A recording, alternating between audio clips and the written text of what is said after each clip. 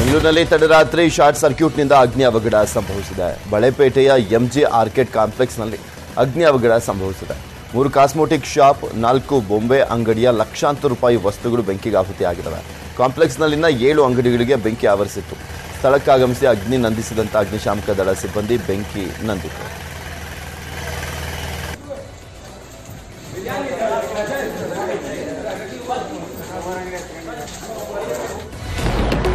ದಾವಣಗೆರೆ ಜಿಲ್ಲೆ ಚನ್ನಗಿರಿ ತಾಲೂಕಿನ ಸಂತೆಬೆನ್ನೂರು ಗ್ರಾಮದಲ್ಲಿ ಉದ್ಘಾಟನೆಯಾಗಿ 3 ತಿಂಗಳಾದರೂ ಕೂಡ ಶಾಲೆ ಹಸ್ತಾಂತರವಾಗಿಲ್ಲ. ಮೂಲಭೂತ ಸೌಲಭ್ಯ ಕಲ್ಪಿಸದೆ ಶಾಲೆ ಹಸ್ತಾಂತರಕ್ಕೆ ಪಿಡಬ್ಲ್ಯೂಡಿ ಸಿದ್ಧತೆಯನ್ನು ನಡೆಸಿದೆ. ಚುನಾವಣೆ ದೃಷ್ಟಿಯಿಂದ ಕಳೆದ 3 ತಿಂಗಳ ಹಿಂದೆ ಶಾಲೆ ಉದ್ಘಾಟನೆ ಆಗಿತ್ತು. 1.90 ಕೋಟಿ ರೂಪಾಯಿ ವೆಚ್ಚದಲ್ಲಿ ಕರ್ನಾಟಕ ಪಬ್ಲಿಕ್ ಶಾಲೆಗೆ ಕಟ್ಟಡ ನಿರ್ಮಾಣ ಮಾಡಲಾಗಿತ್ತು. ಎಸ್ಟಿಮೇಟ್ ಪ್ರಕಾರ ಪಿಡಬ್ಲ್ಯೂಡಿ ಅಧಿಕಾರಿಗಳು ವಿದ್ಯುತ್, ನೀರು, ಡೆಸ್ಕ್ ಸೌಲಭ್ಯ ಕೊಡಬೇಕಾಗಿತ್ತು. ಆದರೆ ಇದೀಗ ಕೇವಲ ಬಿಲ್ಡಿಂಗ್ ನೀಡಿ ಡೆಸ್ಕ್ ನೀಡಲಿಕ್ಕೆ ಹಿಂದೇಟನ್ನು ಹಾಕ್ತಿದ್ದಾರೆ. ವಿದ್ಯುತ್, ನೀರು, ಡೆಸ್ಕ್ ಅನ್ನು ಕೊಡದೇ ಇದ್ದದ್ದಕ್ಕೆ ಶಾಲಾ ಬಿಲ್ಡಿಂಗ್ ಪಡೆಯಲಿಕ್ಕೆ ಶಾಲಾ ಆಡಳಿತ ಮಂಡಳಿ ಹಿಂದೇಟನ್ನು ಹಾಕ್ತಾ ಇದೆ. ಇದರಿಂದ 100 ವರ್ಷ ಹಳೆಯದಾದಂಥ ಶಿಥಿಲ ಕಟ್ಟಡದಲ್ಲಿ 300ಕ್ಕೂ ಅಧಿಕ ವಿದ್ಯಾರ್ಥಿಗಳು ವಿದ್ಯಾಭ್ಯಾಸವನ್ನು ಮಾಡುವಂತಾಗಿದೆ. ಪಿಡಬ್ಲ್ಯೂಡಿ ಗುತ್ತಿಗೆದಾರನ ವರ್ತನೆಗೆ ಶಾಲಾ ಆಡಳಿತ ಮಂಡಳಿ ಆಕ್ರೋಶವನ್ನು ಹೊರಹಾಕಿದೆ. LKG ನಮ್ಮ ಗ್ರೌಂಡಲ್ಲಿದೆ, 1ರಿಂದ 7 ನಮ್ಮ ಹಳೆ ಶಾಲೆ ಗ್ರೌಂಡಲ್ಲಿದೆ. ಇಲ್ಲಿ ಹೊಸ ಬಿಲ್ಡಿಂಗ್ ಆಗಿರೋ ಕಾರಣ ಇಲ್ಲಿ ಶಿಫ್ಟ್ ಮಾಡ್ಕೊಳ್ಳಿ ಅಂತೇಳಿ ಎಲ್ಲ ಪೋಷಕರು ಬಂದು ಕೇಳುವ ಕಾರಣ ನಾವು 30/1/23ಕ್ಕೆ ಉದ್ಘಾಟನೆ ಆಯಿತು. ನಮ್ಮ KPSC 11 ಕೊಠಡಿ ಉದ್ಘಾಟನೆ ಆಯಿತು. 11 ಕೊಠಡಿ ಉದ್ಘಾಟನೆ ಆಯಿತು. ಕೊಠಡಿ ಉದ್ಘಾಟನೆ ಆದರೆ ನನಗೆ ಎಸ್ಟಿಮೇಟ್ ಪ್ರಕಾರ ವಿತ್ ಫರ್ನಿಚರ್ಸ್ ಇನ್ಕ್ಲೂಡ್ ಆಗಿದೆ. LKG ಮತ್ತು LKG ನಮ್ಮ ಗ್ರೌಂಡಲ್ಲಿದೆ. 1ರಿಂದ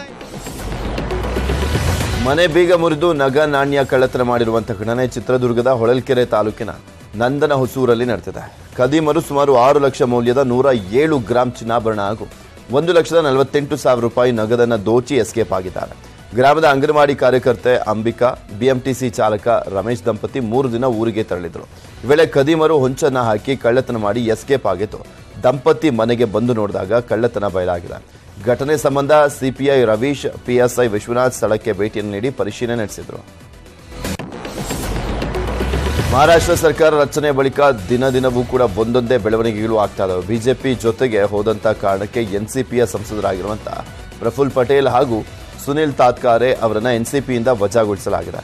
ಈ ಪ್ರಕ್ರಿಯೆ ಬಗ್ಗೆ ಪ್ರತಿಕ್ರಿಯಿಸಿರುವಂಥ ಹೊಸ DCM ಅಜಿತ್ ಪವಾರ್, ನಮಗೆ ಶಾಸಕರ ಬೆಂಬಲ ಇದೆ, ರೆಬಲ್ ಶಾಸಕರ ಅನರ್ಹಗೊಳಿಸಲಿಕ್ಕೆ ಸಾಧ್ಯವಿಲ್ಲ ಅಂತ ಹೇಳಿದ್ದಾರೆ. ನೋಟಿಸ್ ನೀಡಲಿಕ್ಕೆ ಶರದ್ ಪವಾರ್ಗೆ ಅಧಿಕಾರವೇ ಇಲ್ಲ, ಇದು ಪ್ರಜಾಪ್ರಭುತ್ವ ವ್ಯವಸ್ಥೆಗೆ ಧಕ್ಕೆ ಅಂತ ಹೇಳಿದ್ದಾರೆ ಅಜಿತ್ ಪವಾರ್.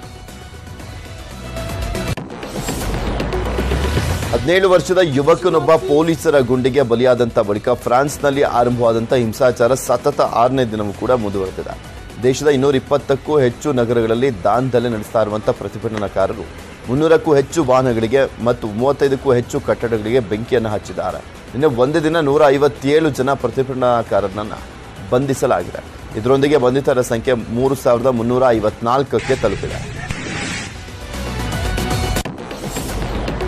ವಿದ್ಯಾರ್ಥಿಗಳ ನಡುವೆ ಡ್ಯಾನ್ಸ್ ಮಾಡುವಂಥ ವಿಚಾರಕ್ಕೆ ಗಲಾಟೆ ನಡೆದಿದ್ದು ಕೊಲೆಯಲ್ಲಿ ಅಂತ್ಯವಾಗಿರುವಂಥ ಘಟನೆ ಬೆಂಗಳೂರಿನ ಮಂಜುನಾಥ್ ನಗರದ ಗೌತಮ್ ಕಾಲೇಜ್ ಬಳಿ ನಡೆದಿದೆ. ಡ್ಯಾನ್ಸ್ ಮಾಡುವ ವಿಚಾರಕ್ಕೆ ವಿದ್ಯಾರ್ಥಿಗಳ ನಡುವೆ ಮಾತಿಗೆ ಮಾತು ಬೆಳೆದು ಗಲಾಟೆ ಆಗಿದೆ. ಬಳಿಕ ಪ್ರಥಮ PUC ಓದ್ತಾ ಇದ್ದಂಥ ಸುಹೇಲ್ ಎಂಬಾತನ ಚಾಕುವಿನಿಂದ ಇರಿದು ಕೊಲೆ ಮಾಡಲಾಗಿದೆ. ಘಟನಾ ಸ್ಥಳಕ್ಕೆ ಪಶ್ಚಿಮ ವಿಭಾಗ DCP ಲಕ್ಷ್ಮಣ್ ನಿಂಬರ್ಗಿ ಭೇಟಿಯನ್ನು ನೀಡಿ ಪರಿಶೀಲನೆ ನಡೆಸಿದರು. ಅರೌಂಡ್ 4:30-4:45 ಅನ್ಫಾರ್ಚುನೇಟ್ಲಿ ಒಂದು ಡೆತ್ ಆಗಿದೆ. ಯಾರು ಮಾಡಿದ್ದಾರೆ, ಯಾಕೆ ಮಾಡಿದ್ದಾರೆ ಅನ್ನೋದ್ರ ಬಗ್ಗೆ ಪೊಲೀಸ್ ತನಿಖೆ ಮಾಡ್ತಾ ಇದ್ದಾರೆ. ಬಸವೇಶ್ವರ ನಗರ ಪೊಲೀಸ್ನವರು ಆಲ್ರೆಡಿ ಇದಕ್ಕೆ ಆಲ್ರೆಡಿ ಟೀಮ್ಸ್ ಫಾರ್ಮ್ ಮಾಡಿಬಿಟ್ಟು ವರ್ಕೌಟ್ ಮಾಡ್ತಾ ಇದ್ದಾರೆ. ನೆಲಮಂಗಲದ ಪೊಲೀಸ್ ಠಾಣೆ ಕೂಗಳತೆ ದೂರದಲ್ಲಿ ಮೀನು ವ್ಯಾಪಾರಿ ಮನೆಯಲ್ಲಿ 10 ಲಕ್ಷ ನಗದು, 30 ಲಕ್ಷ ಮೌಲ್ಯದ ಚಿನ್ನಾಭರಣ ಕಳುವಾಗಿದೆ. ಖದೀಮ ನೆಲಮಂಗಲದ ಮರಳೋಣಿ ಬಡಾವಣೆಯಲ್ಲಿ ವೆಂಕಟೇಶ್ ಎಂಬುವರ ಮನೆಯ ಬಾಗಿಲನ್ನು ಮುರಿದು ಬೀರುವಿನಲ್ಲಿಟ್ಟಿದ್ದಂಥ ಹಣ ಹಾಗೂ ಚಿನ್ನ, ಬೆಳ್ಳಿಗೆ ಕನ್ನವನ್ನು ಹಾಕಿ ಎಸ್ಕೇಪ್ ಆಗಿದ್ದಾರೆ. ಘಟನೆ ಸಂಬಂಧ ಸ್ಥಳಕ್ಕೆ ನೆಲಮಂಗಲ ಟೌನ್ ಪೊಲೀಸರು ಭೇಟಿಯನ್ನು ನೀಡಿ ಪ್ರಕರಣವನ್ನು ದಾಖಲಿಸಿಕೊಂಡಿದ್ದಾರೆ. ರೌಡಿ ಶೀಟರ್ ಸೈಫುಲ್ಲಾ ಖಾನ್ ಅಲಿಯಾ ಸೈಫ್ಗೆ ಶಿವಮೊಗ್ಗ ಪೊಲೀಸರು ಗುಂಡಿನ ರುಚಿಯನ್ನು ತೋರಿಸಿದ್ದಾರೆ. ಪ್ರಕರಣವೊಂದರಲ್ಲಿ ಬಂಧಿಸಲಿಕ್ಕೆ ತೆರಳಿದಾಗ ಪೊಲೀಸರ ಮೇಲೇನೆ ಹಲ್ಲೆಗೆ ಮುಂದಾಗಿದ್ದಾರೆ. ಹೀಗಾಗಿ ಆತ್ಮರಕ್ಷಣೆಗಾಗಿ ರೌಡಿ ಶೀಟರ್ ಕಾಲಿಗೆ ಗುಂಡು ನುಗ್ಗಿಸಲಾಗಿದೆ. ದೊಡ್ಡಪೇಟೆ ಠಾಣೆಯಲ್ಲಿ ಸೈಫ್ ವಿರುದ್ಧ 18 ಕೇಸ್ಗಳಿದ್ದು ಗಾಯಾಳು ಆರೋಪಿಯನ್ನ ಮೆಗ್ಗಾನ್ ಆಸ್ಪತ್ರೆಗೆ ದಾಖಲಿಸಲಾಗಿದೆ. PSI ಆತ್ಮರಕ್ಷಣೆಗಾಗಿ ರೌಡಿ ಶೀಟರ್ ಸೈಫುಲ್ಲಾ ಕಾಲಿಗೆ ಗುಂಡನ್ನು ಹಾರಿಸಲಾಗಿದೆ. ಜೀವಕ್ಕೆ ಯಾವುದೇ ಅಪಾಯ ಇಲ್ಲ. ತನಿಖೆ ಮುಂದುವರಿತಾ ಇದೆ ಅಂತ ಎಸ್ಪಿ ಮಿಥುನ್ ಕುಮಾರ್ ಹೇಳಿದ್ದಾರೆ. ಜಗತ್ತಿನ ಅತಿದೊಡ್ಡ ಕ್ರೂಸ್ ಹಡಗು ಎಂಬ ಖ್ಯಾತಿಗೆ ಪಾತ್ರವಾಗಿರುವಂತಹ ಐಕಾನ್ ಆಫ್ ಸೀಸ್ ಎಂಬ ಹಡಗು 2024 ಜನವರಿ ಮೊದಲ ವಾರದಲ್ಲಿ ತನ್ನ ಯಾನವನ್ನ ಶುರು ಮಾಡಲಿದೆ.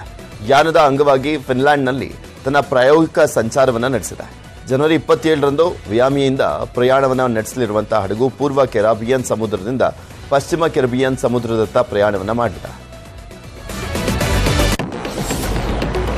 ನಿನ್ನೆ ಗುರುಪೂರ್ಣಿಮೆ ಹುಣ್ಣಿಮೆಯ ಪ್ರಯುಕ್ತ ಶಿವಮೊಗ್ಗದ ಚಂದ್ರಗುತ್ತಿಯ ಐತಿಹಾಸಿಕ ಹಾಗೂ ಪುರಾಣ ಪ್ರಸಿದ್ಧ ಶ್ರೀ ರೇಣುಕಾಂಬ ದೇವಸ್ಥಾನಕ್ಕೆ ಸಾವಿರಾರು ಭಕ್ತರು ಆಗಮಿಸಿದರು. ರಾಜ್ಯದ ವಿವಿಧ ಭಾಗಗಳಿಂದ ಬಂದಿದ್ದಂಥ ಜನರು ವಿಶೇಷ ಪೂಜೆಯನ್ನು ಸಲ್ಲಿಸಿದರು. ಹೆಚ್ಚಿನ ಸಂಖ್ಯೆಯಲ್ಲಿ ಭಕ್ತರು ಆಗಮಿಸಿದ ಹಿನ್ನೆಲೆಯಲ್ಲಿ ರಥ ಬೀದಿಯಲ್ಲಿ ವ್ಯಾಪಾರ ವಹಿವಾಟು ಜೋರಾಗಿಯೇ ನಡೆಯಿತು.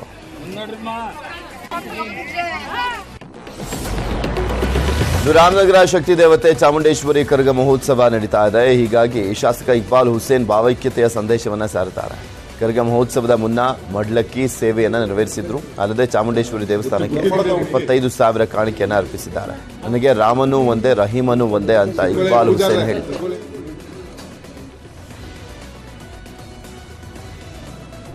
ನನ್ನ ಮೇಲೆ ಈ ಸಲ ತಾಯಿ ಜವಾಬ್ದಾರಿ ಕೊಟ್ಟಿದ್ದಾಳೆ. ನಮ್ಮ ನಾಯಕರಾದಂಥ ಡಿ.ಕೆ. ಶಿವಕುಮಾರ್ ಅವರು ಉಪಮುಖ್ಯಮಂತ್ರಿ ಆಗಿದ್ದಾರೆ, ಡಿ.ಕೆ. ಸುರೇಶರಿದ್ದಾರೆ. ಆ ನಿಟ್ಟಿನಲ್ಲಿ ಇವತ್ತು ನಾವೆಲ್ಲರೂ ಒಗ್ಗಟ್ಟಾಗಿ ಸೇರಿ ಜಾತ್ಯತೀತ. ತುಮಕೂರು ಜಿಲ್ಲೆಯ ಗುಬ್ಬಿ ತಾಲೂಕಿನ ಚೇಳೂರು ಗ್ರಾಮದಲ್ಲಿ ಹಸುವೊಂದು 4 ಕರುಗಳಿಗೆ ಜನ್ಮವನ್ನು ಕೊಟ್ಟಿದೆ. 1 ಹೆಣ್ಣು ಕರು 3 ಗಂಡು ಕರುಗಳಿಗೆ ಜನ್ಮವನ್ನು ನೀಡಿತು. 4 ಕರುಗಳು ಆರೋಗ್ಯದಿಂದ ಇದ್ದಾವೆ. ಚೇಳೂರು ಗ್ರಾಮದಲ್ಲಿ ಮುನಿಯಪ್ಪ ಎಂಬುವರಿಗೆ ಸೇರಿದಂಥ ಹಸು ಇದಾಗಿದೆ.